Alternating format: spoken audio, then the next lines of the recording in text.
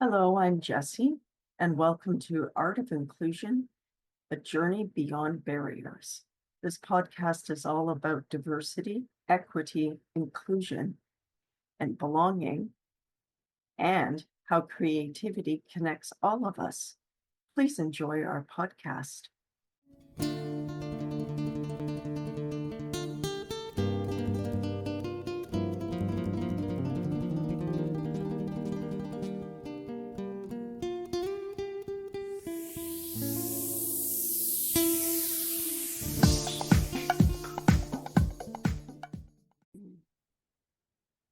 There we go. Hello, welcome to the show.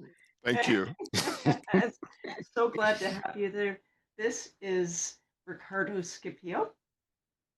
Did I pronounce that right? No, No? it's Scipio, but I don't mind. Okay, sorry about that. That's okay.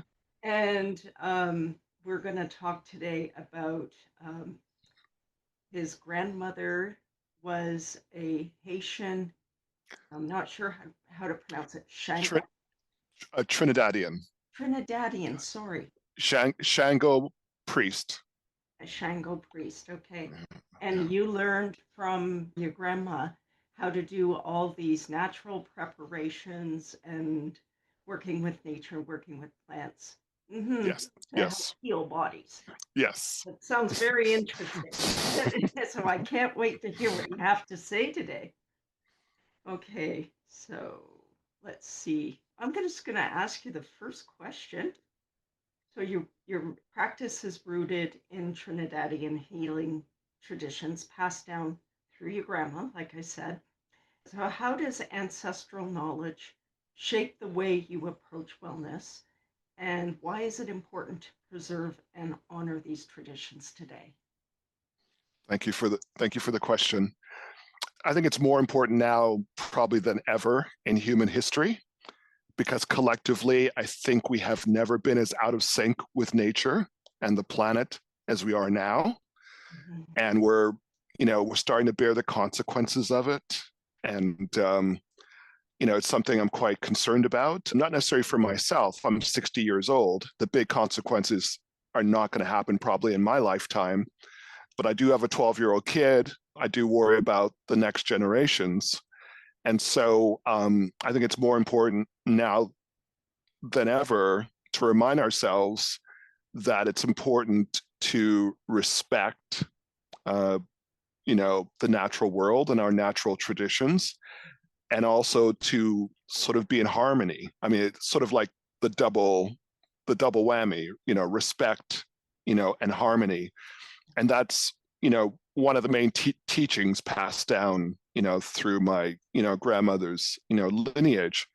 Our whole religion, our whole African Caribbean paganism is based on, respecting, nature and trying to, be in harmony, with nature, believing that everything is alive, believing that everything is important, believing that everything deserves respect, believing that everything impacts us. We're in a symbiotic, relationship. That, the idea that there's a separation between us and the natural world is a pretty artificial, concept, and it doesn't really make any sense. I mean, obviously, we're so dependent on the natural world, and to some degree, the natural world is, dependent on us being, good stewards of, of our power and our technology.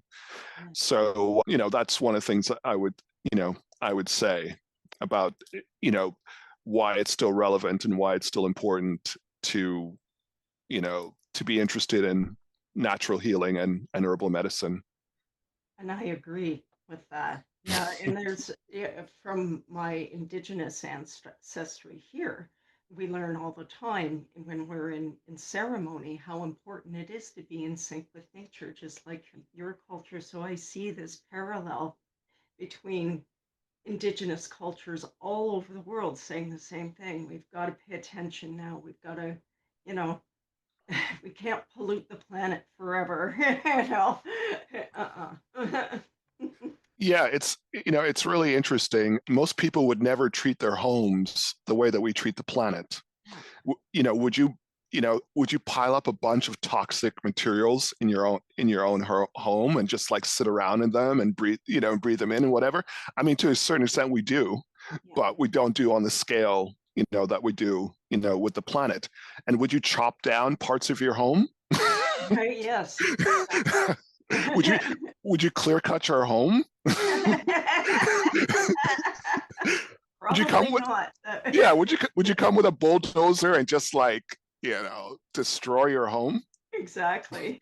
Or pile up garbage, or like you said, yeah. True. And and it's the same thing with our own bodies. I mean, most people would never treat their cars the way they treat their own bodies. Would you put a bunch of junk in your engine knowing that it would harm your car and shorten its life and, cause you a bunch of problems? Would you do that? Most people wouldn't. Some crazy people would.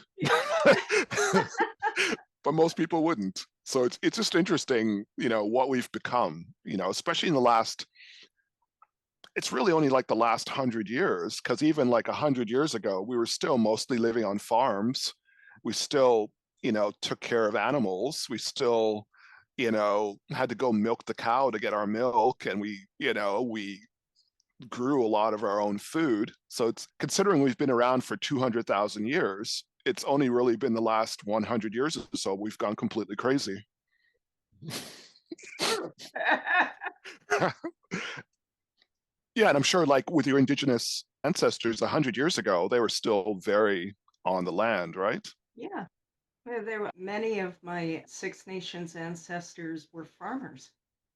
Yeah, corn, right? Maize, right? Mostly Mhm. maize. Yeah.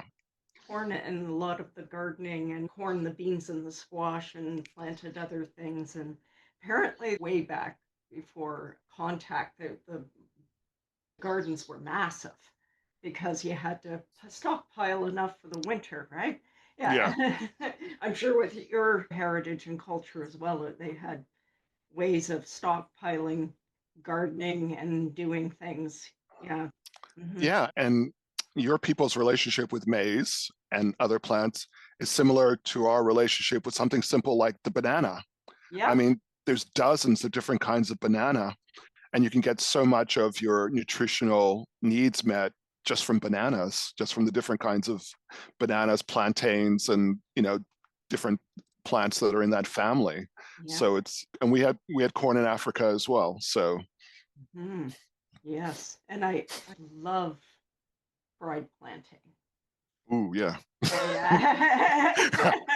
I when I was in Toronto, I used to go over to my friend's home she was from Trinidad, and her family would start cooking these fantastic meals and stuff for special occasions for weeks ahead of time and freeze it, and so much food, delicious food. Oh, oh, I loved going there. And it's interesting because I mean a lot of the food is medicinal, of course. Yeah, So, we eat a lot of curry in Trinidad. And of course, like a lot of the latest news is how important turmeric is, for your health, especially for inflammation. And one of our national drinks is sorrel, which is made from hibiscus. And there's been lots of information about how important hibiscus is for your health. Me, for example, like a lot of Black people, I've high blood pressure. Well, borderline. It's on the borderline. And hibiscus tea is one of the best things for it. Yeah. really good. Oh, yeah. That's interesting to know. Oh, Yeah. yeah. And it's full of vitamin C. It's full of, you can even just tell. I mean, anytime you see something that's like a dark red or a purple, it's good for you, whether it's beets or whether it's hibiscus, anything, blueberries, anything with that kind of coloring, you just have to like immediately go towards because it's so healthy for you. Well, I'm going to keep that in mind next time I go to the grocery store. Purple and red. Yeah. And And orange too. Yeah. Lots of yeah, vitamin C, lots of popping with the vitamins. yeah, yeah, yeah. And turmeric is, of course, this golden, beautiful orange. Mhm. Yeah, yeah. Orange, red, dark blue, purple you'll never go wrong. Okay. Good tip there. Thank you. You're welcome. Okay. So when you create like personalized remedies by hand, um, which is, of course, far different from the mass-produced stuff we get through pharmacies now, which is not wrong. Oven by itself, everything kind of can work together. But I'm fascinated by people who do the hand medicines. So, how does the individualized approach serve people who might be overlooked or underserved by conventional healthcare systems?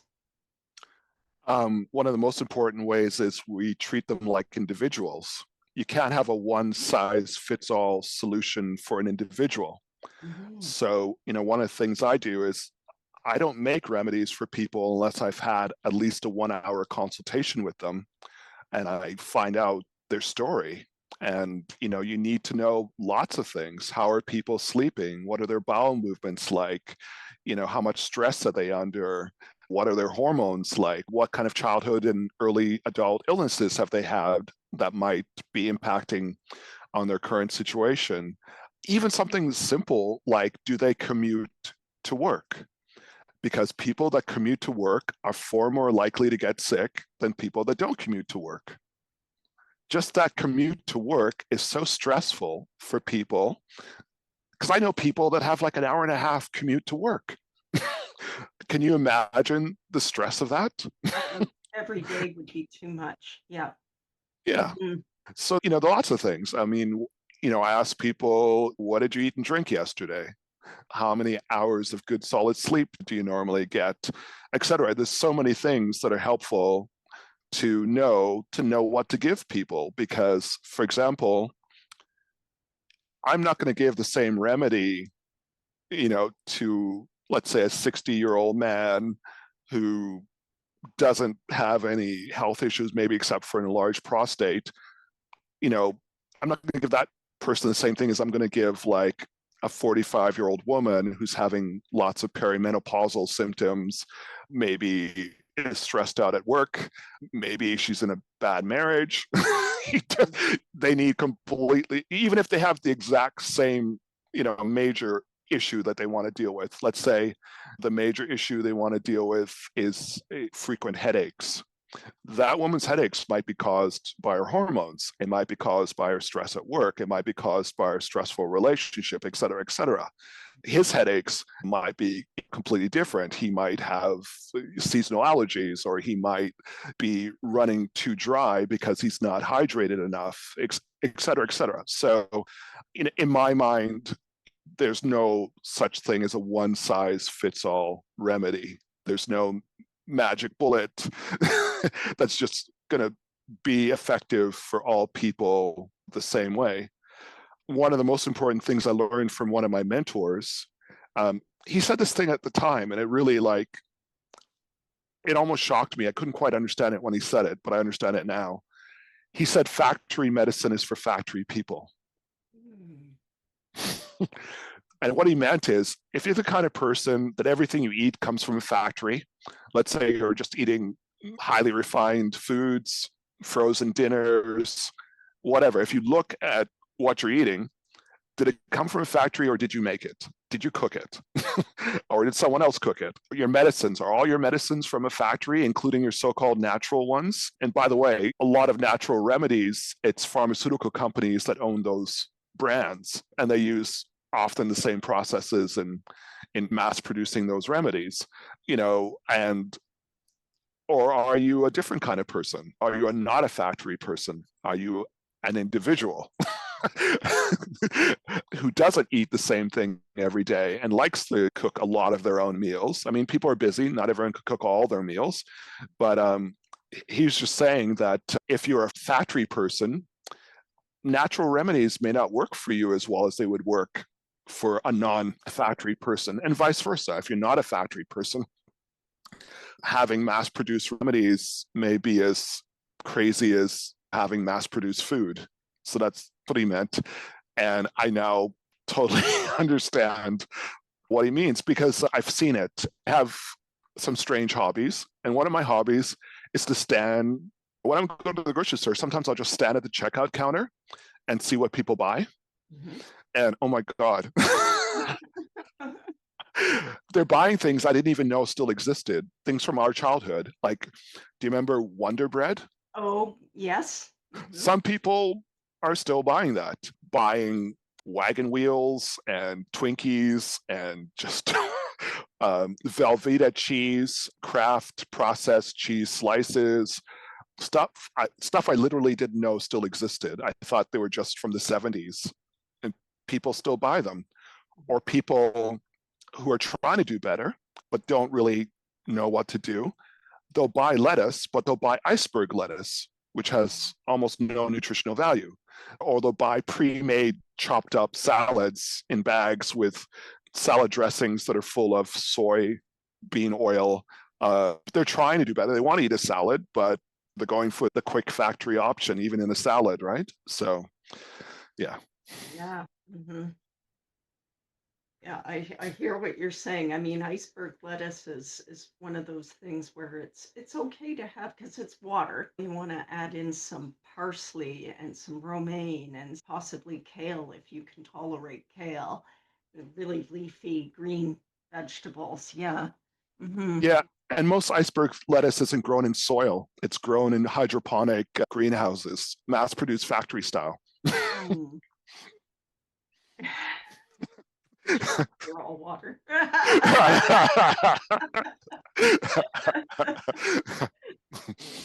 When you work with people who are facing chronic illnesses, disability, hormonal changes, and post viral recovery, how do you see herbalism contributing to more inclusive and accessible models of care for people with complex or ongoing health needs?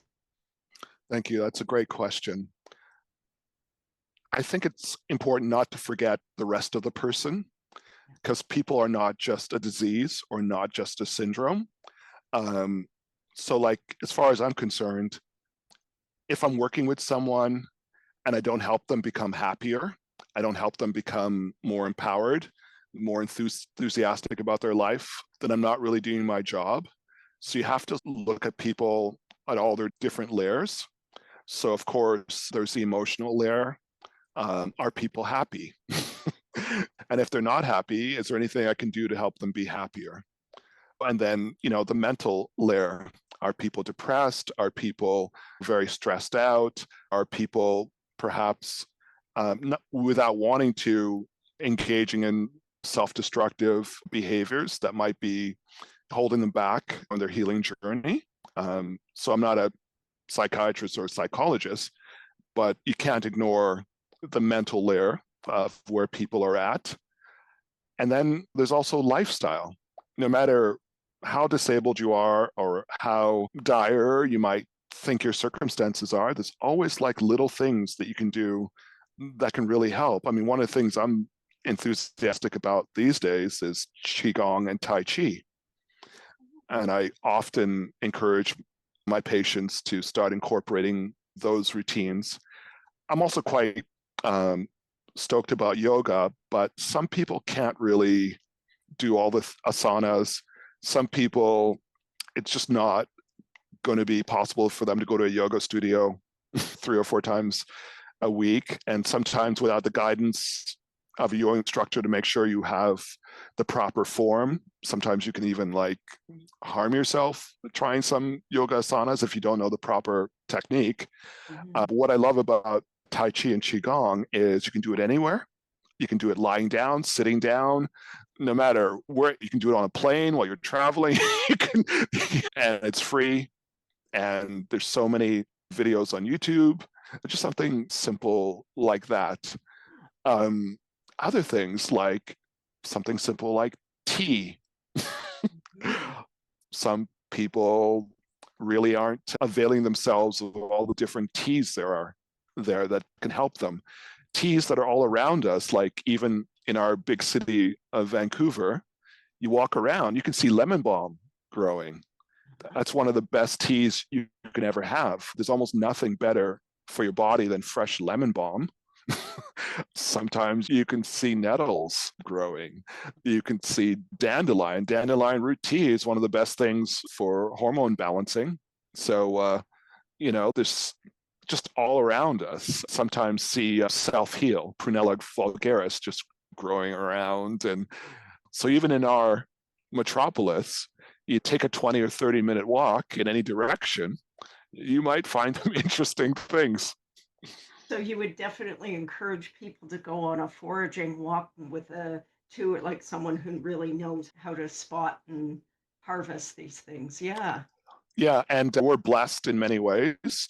So in the springtime and in the fall, we can go and collect mushrooms. And Yes. and I'm not just talking about the things people like to fry up, like chanterelles or whatever, but the real heavy duty medicinal mushrooms like the rishis and other species of Ganodermas.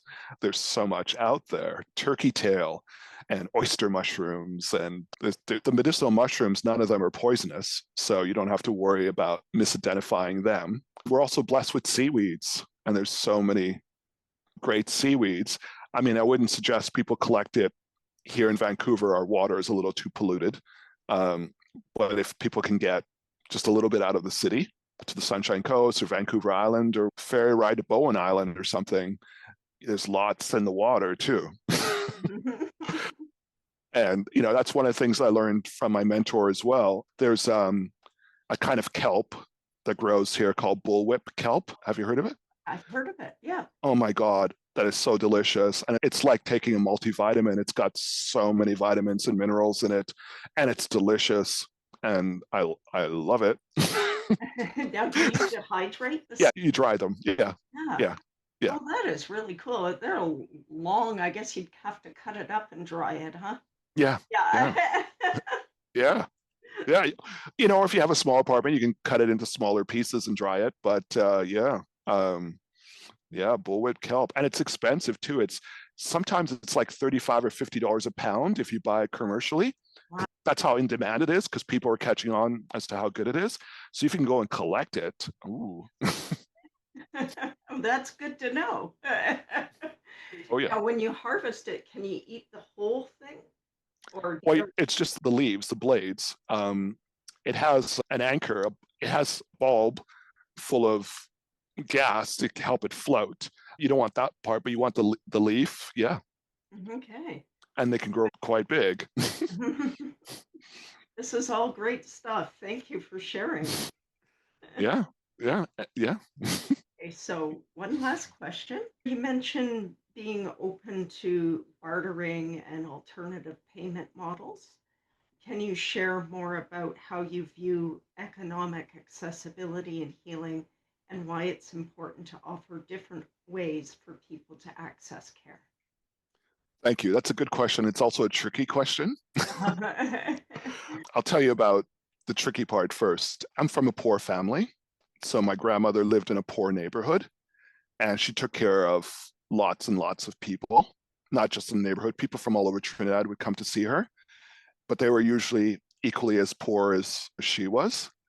They would often pay her like in chickens or like different stuff. We had so many chickens. So she did what she could to support her community, which was great. It also kept her poor, unfortunately. But, for her, like in our culture and most cultures, healers are just part of the community. We're not in some ivory tower. We're not on a pedestal. We're just the same as the carpenter or the guy selling sugarcane in a cart. We're just part of the community. So you want to support your community. You want to keep your community healthy. In a way, we're only as healthy as the least healthy person in our community, right? Because we're all in it together to some degree. Yes. I believe it's important to take care of people. However, here's a tricky part. A while ago, how many years ago was it? I guess it was like, man, I must be old now. I think it was about 22 years ago. I opened a free clinic to help Wow. people. Yeah. And nobody came. Oh, no. People said, if it's free, he must not be any good. So we can't completely ignore the fact that we live in a capitalist culture, unfortunately. And often people will pay money for things that are important to them. So it's kind of a balance, because if people don't if you don't charge anything, often people may not respect me, or they may not respect the medicine. They may not respect the relationship between healer and patient. But on the other hand, you don't want to make it so that people that want you and need you can't afford you.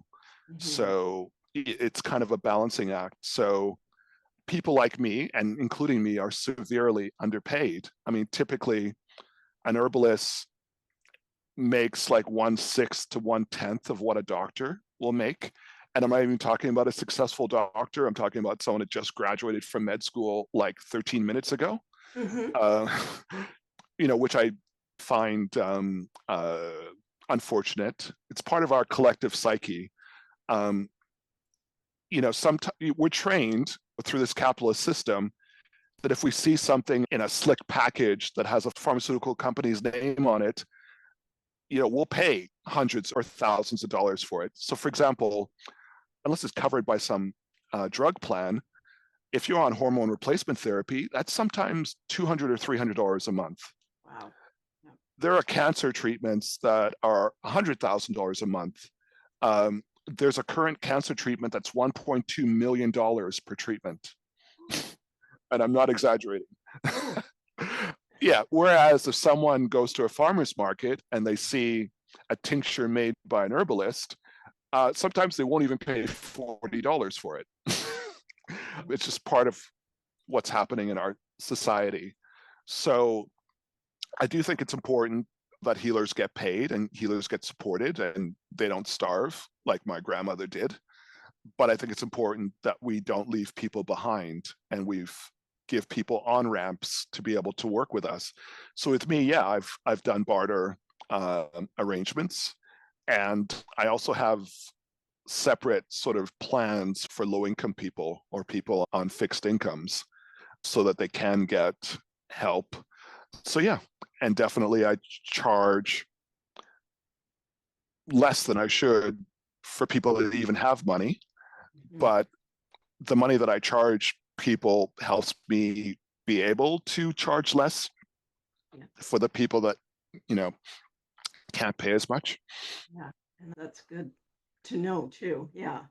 Yeah. It is hard when you're trying to have some sort of healing modality and creative work or something like, because I consider what you do very creative because it's in balance with everything, to make it accessible and, but also at a fair price to you. Yeah.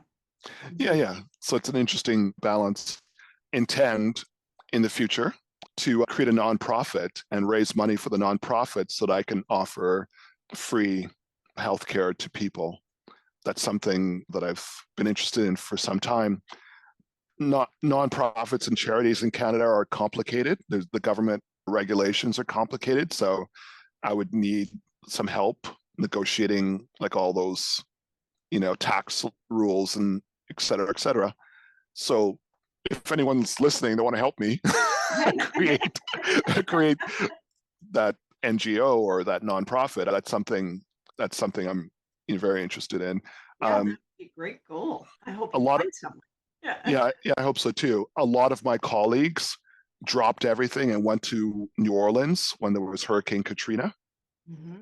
I definitely dropped everything and helped people. I was in Hurricane Andrew in Florida, and myself and other herbalists definitely got together to help people, during that situation. So yeah, I think it's a great thing to be a bit of an activist and do more to help people. Yeah, those are some great goals. I love hearing that. Fingers crossed. Well, thank you for being with me today and talking about your culture and the healing medicine that comes from Trinidad. And it's been fascinating to learn about. Thank you. I appreciate it. There's actually nothing on earth I'd rather talk about than the plants and the medicines they give us. So thank you. You're welcome.